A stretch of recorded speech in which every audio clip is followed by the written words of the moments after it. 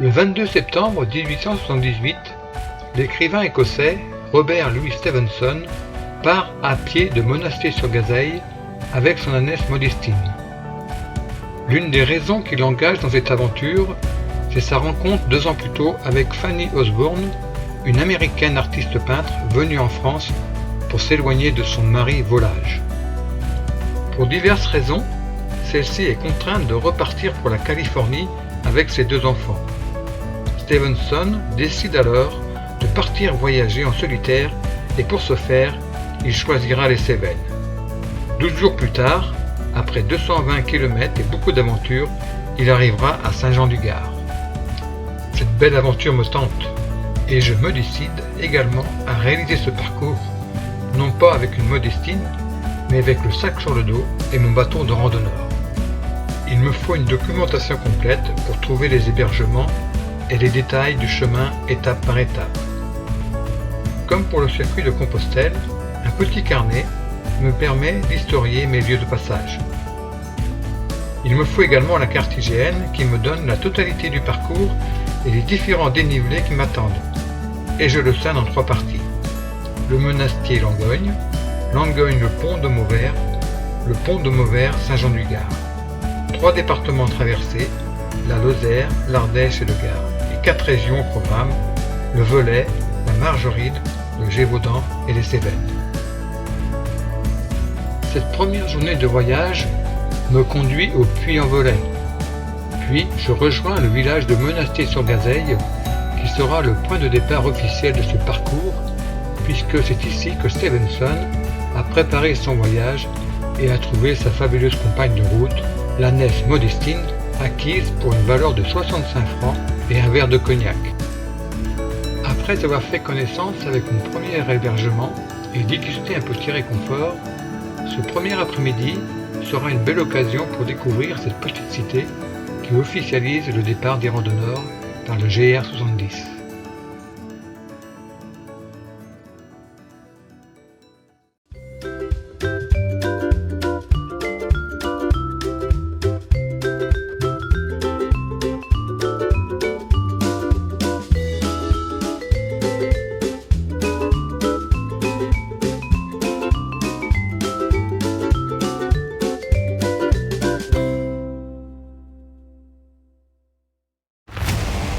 Le grand départ est arrivé et j'entame une forte descente à la sortie de Monastier, qui me conduit vers un paysage montagneux et tourmenté, évoquant de longues périodes de bouleversements volcaniques.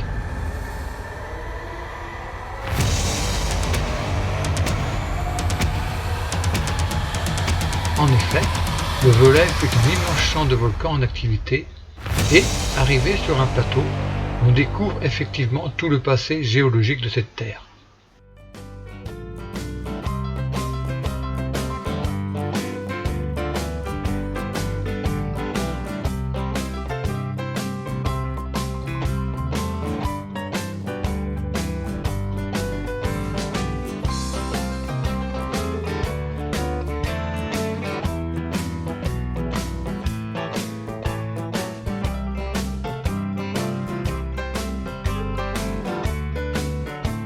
Aux confins de la Margeride, du Velay et du Vivarais, la descente sur Goudet offre de jolies vues sur la haute vallée de la Loire avec ses gorges très abruptes.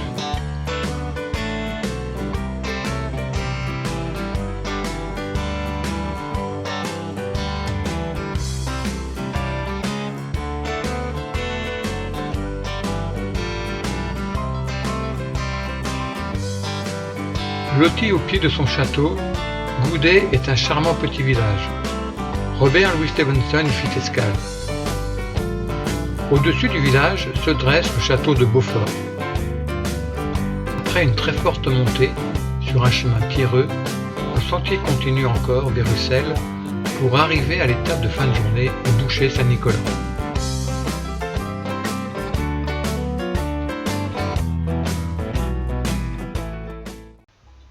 Départ matinal et pose photo au pied d'un monument dédié au passage Stevenson à la sortie du village. Cette étape va me mener à Pradelles en passant par Landos.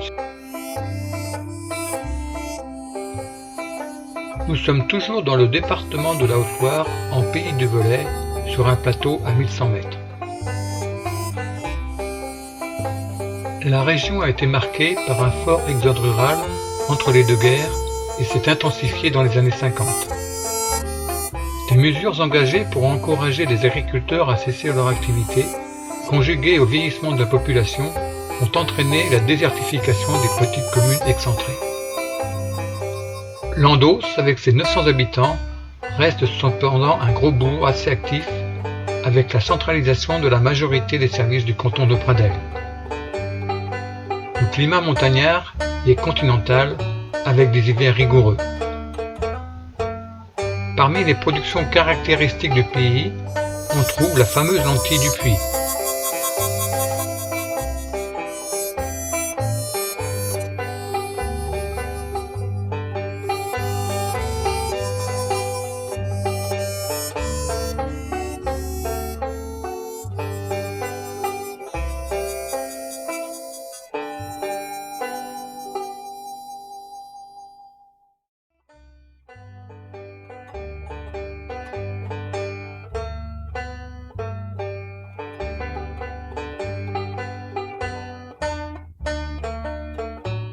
L'arrivée vers Pradelles se fait en milieu de ce bel après-midi très ensoleillé.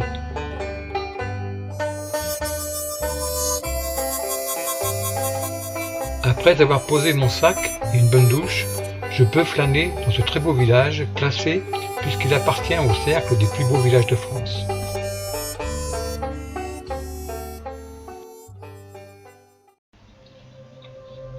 Me voilà maintenant dans le département de la Lozère et dans une région particulièrement marquée par la fameuse bête du Gévaudan. En voici brièvement l'histoire. Juin 1764. Une femme qui gardait son troupeau dans les environs de Langogne rentre affolée et le corsage en lambeaux. Elle vient d'être attaquée par une bête effrayante ressemblant à un loup.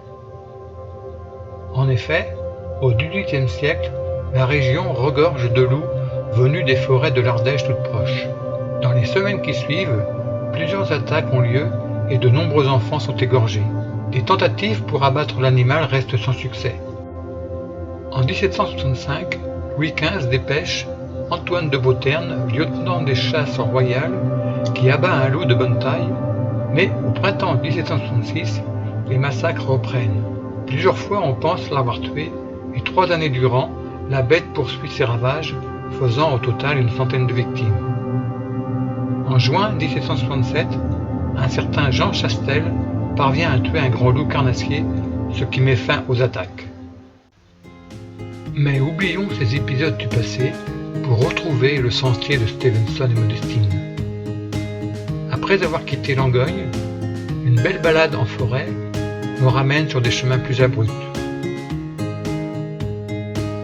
Je dois même quitter le GR70 pour me trouver un hébergement et je rejoins le joli village de Chaudérac.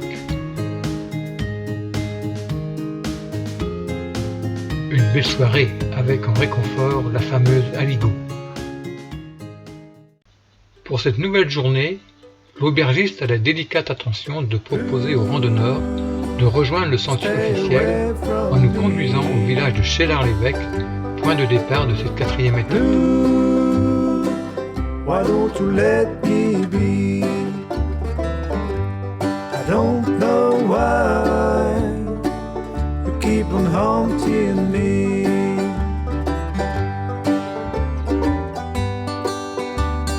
Malgré une météo qui se présentait sous bon augure, le temps se couvre et une petite pluie fine fait son apparition peu avant d'arriver à Luc. Il faut se protéger. Un beau chemin forestier permet cependant d'être abrité.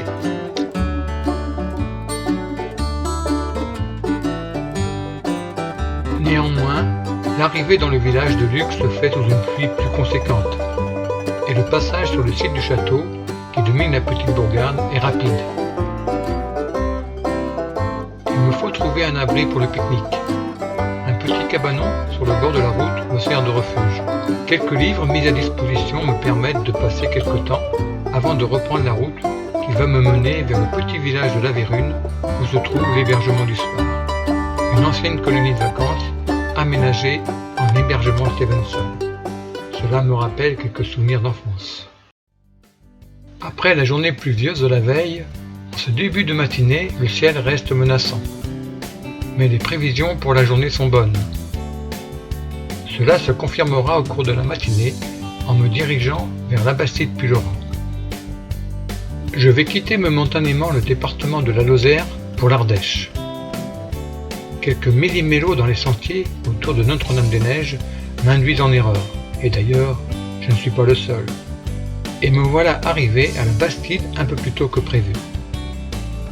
Une petite pause devant la belle fresque murale dédiée au passage de l'écrivain et de son ânesse, et je reprends la route en contournant la gare. Le chemin monte à flanc et rejoint la crête au sommet de la Mourade, qui culmine à 1309 mètres. Une belle vue me permet de découvrir la suite du parcours qui me mènera dans quelques jours au Mont-Lozère. Je suis dans la forêt domaniale de la Gardille. Tout est calme et reposant. Seul le bruit sourd des éoliennes perturbe légèrement le milieu ambiant. Une piste en descente me dirige vers le petit village de Chabalier où un point d'eau très rare est la bienvenue. Mon étape se termine à l'entrée proche du village de Chasseradès, dans un terrain de camping au sous-bois de Jade. Au départ matinal, je traverse le très joli hameau sillonné de ruelles étroites et tortueuses. À son époque, Stevenson y rencontre tous les ouvriers employé aux études topographiques pour la voie ferrée. Moins plaisant, l'écrivain doit y partager sa chambre 6 pour 4 lits. Aujourd'hui encore, on a la surprise de découvrir une gare desservie par le train circulant entre Mende et Labastide, ainsi que le superbe viaduc de Mirandole.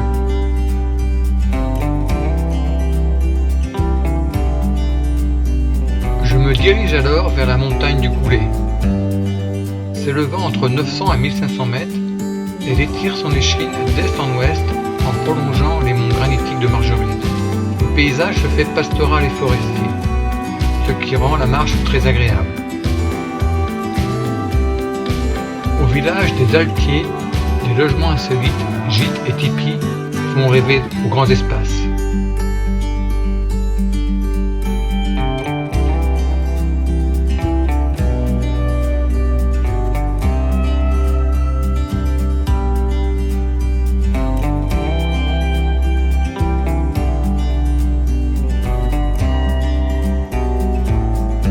La journée se termine en milieu d'après-midi au village de Blémard. En quittant le Blémard, je sais que cette nouvelle étape va être importante et déterminante, car ce sera le passage du Mont-Lozère pour ensuite me diriger vers le très joli village touristique du Pont de Mauvert. Dès la sortie de Blémard, la montée est bien évidente, mais reste douce sur le parcours, jusqu'à l'arrivée à la station de ski du Mont-Lozère. Le sentier est jalonné et balisé par une multitude de pierres dressées, ce qui donne un charme particulier au paysage, par ailleurs désertique.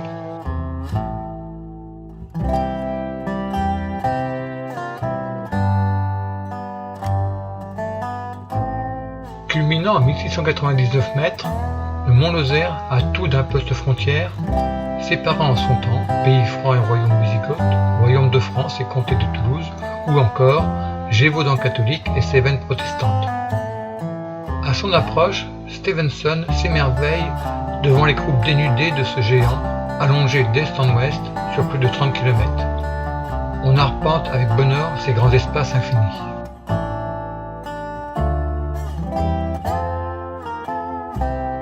Après avoir pris le temps d'admirer ce grand espace, j'entame la descente qui va me mener vers Finiel par la route forestière des Nègres.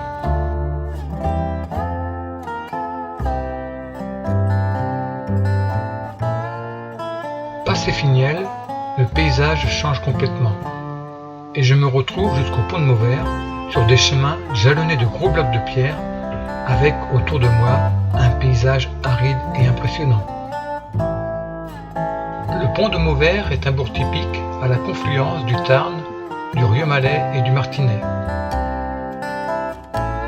Comme enserré dans un écrin trop étroit, il s'étire de toutes parts. J'entame cette journée en sachant que cette étape sera la plus longue du parcours. 29 km annoncés, en sachant que cela ne sera pas de tout repos, jusqu'à l'arrivée à Florac. Une caresse bien méritée à l'âne qui m'ouvre le passage, et me voilà, après une courte pente bien ardue, sur les hauteurs du pont de Mauvert. Le paysage est fait de grands espaces rocailleux.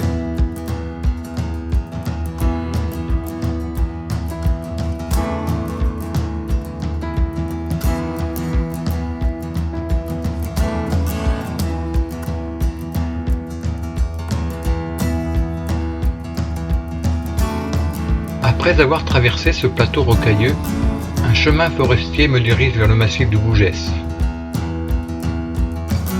La pente continue à être bien prononcée pour arriver au sommet du massif qui culmine à plus de 1400 mètres sur une pente schisteuse entrecoupée de gros ponts et de vallons. Cela offre aux randonneurs des paysages tout à la fois grandioses et intimes.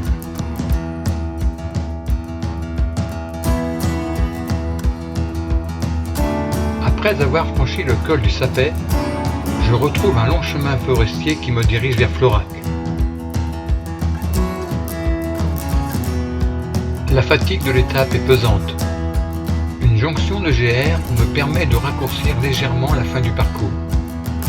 Mais l'arrivée à Florac est longue et difficile, car la dernière descente se révèle être dangereuse, surtout après les efforts de la journée.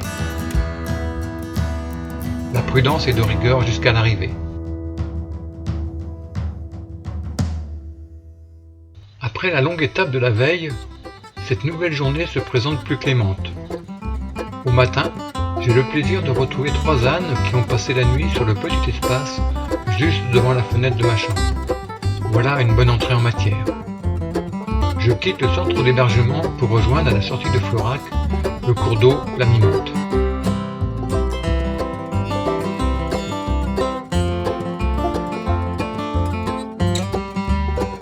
La vallée suit un long sillon encaissé et le site est particulièrement sauvage.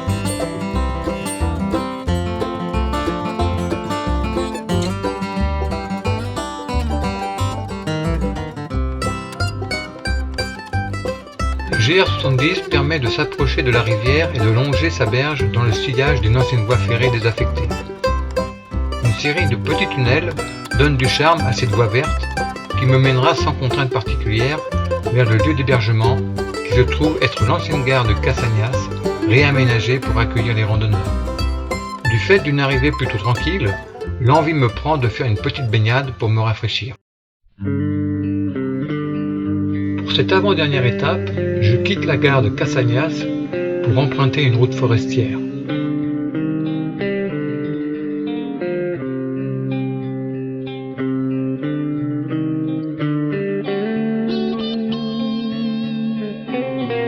Elle longe d'abord la rive gauche de la Mimante, puis s'élève pour arriver à un carrefour de chemin forestier au plan de Montfort.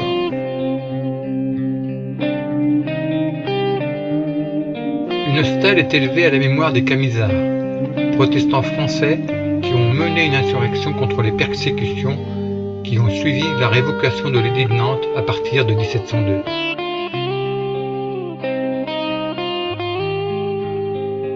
Après avoir passé le col de la Pierre Plantée, un chemin descendant à flanc me conduit au cerf de la Canne pour rejoindre un sentier à travers bois qui me mènera vers le village de Saint-Germain-de-Calberte. En arrivant dans ce village, le contre-coup des étapes précédentes se fait fortement sentir. La prudence me conduit à arrêter cette étape et à rejoindre dans l'après-midi l'hébergement de la journée à Saint-Étienne-Vallée-Française.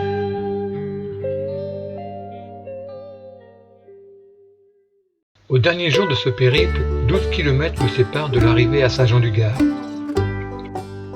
Je sais qu'un fort dénivelé, positif et négatif, m'attend sur le parcours. Malgré une bonne nuit, les forces ne sont pas totalement revenues et il ne me paraît pas raisonnable de me lancer dans cette ultime étape. Je rejoindrai donc Saint-Jean-du-Gard en véhicule dans la matinée. Après avoir déposé mon sac à la très belle maison d'hôte Les Jardins de Rose, je vais pouvoir prendre tout mon temps pour flâner dans la petite ville et en profiter pour reprendre des forces.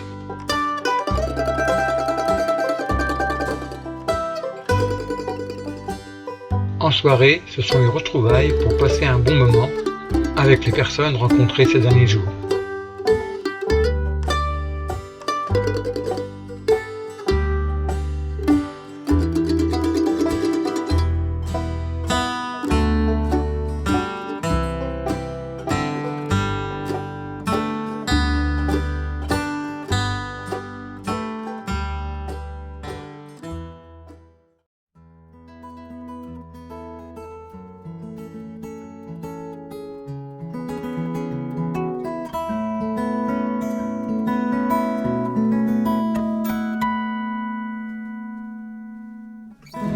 Marcher pendant des kilomètres, parcourir un tableau de maître.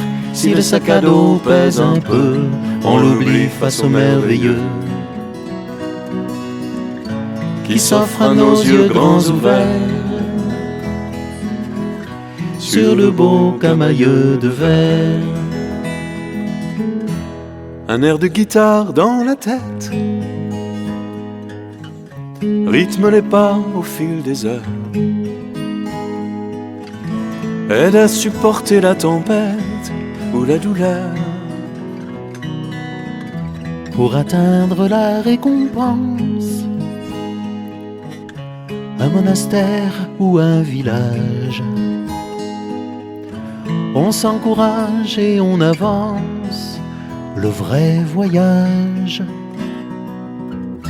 Marcher pendant des kilomètres, parcourir un tableau de maître.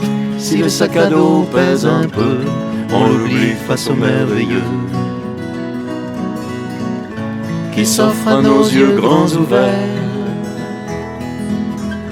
sur le beau camailleux de verre. Quel temps fait-il, mais peu importe,